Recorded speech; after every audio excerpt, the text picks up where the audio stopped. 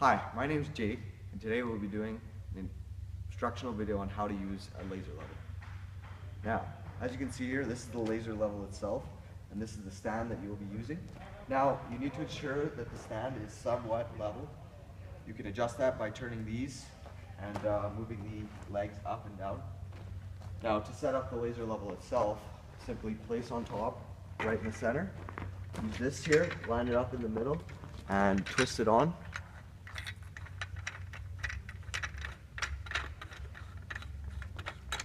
And then to turn it on, you simply push this button once.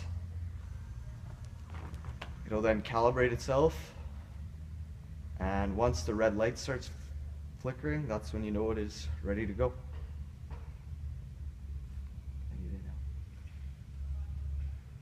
And the laser level is ready to be used. Hi, my name's Mike.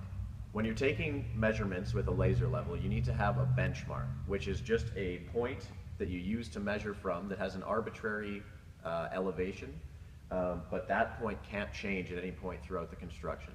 So in this case, we could use something like just this concrete pad right here as a benchmark and set the elevation at an arbitrary number like 100 meters or 50 meters. Usually you want to have a higher number so that if you go below that elevation, you're not going into negatives and working with difficult numbers.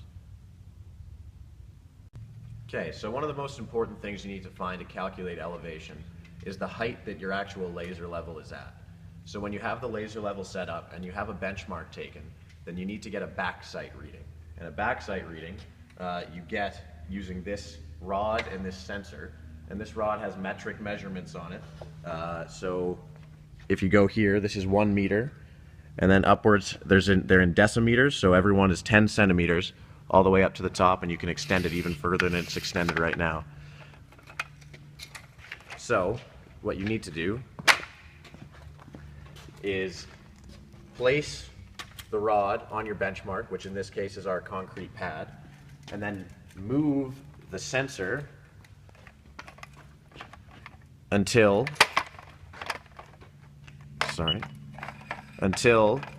the laser is in line with the sensor. And when it is, it will flatline right there. And then you tighten it up, and that is your back sight reading.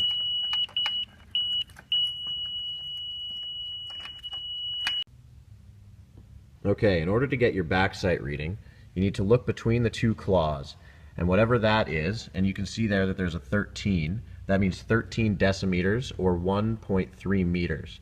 So it's within the 13 decimeters, but it's each one of these blocks is 1 centimeter. So right now this is sitting at about 1.345 meters. Okay, so now that we have our back sight, we want to actually calculate the height at which our laser level is set at, or height of instrument. This can be done by using the back sight reading of 1.345,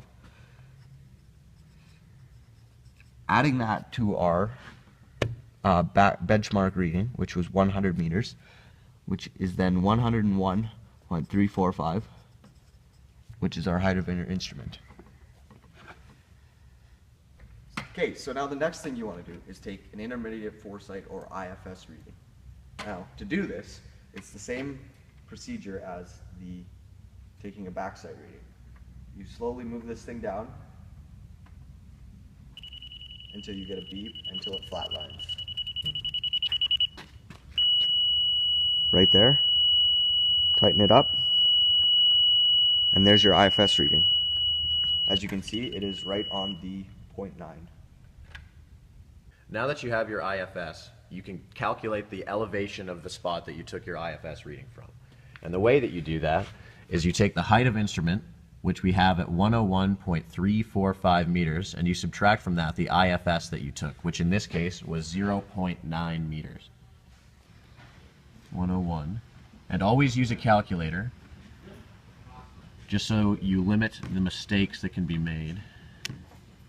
That gets us an elevation of 100.445 meters.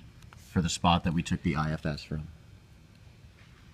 Now, if you have a set elevation that you need to find and you do not have your IFS, you can easily calculate what your IFS needs to be by taking your height of instrument, subtract your elevation.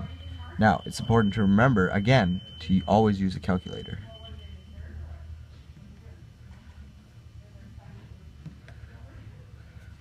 Now we get a IFS of 1.445. Now you change on your reader here, you change this reading to 1.445, which would be right around this area.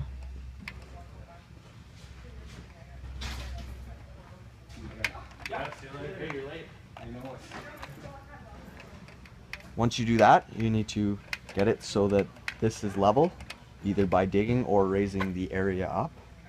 And after that, you will have the right elevation set for your work area.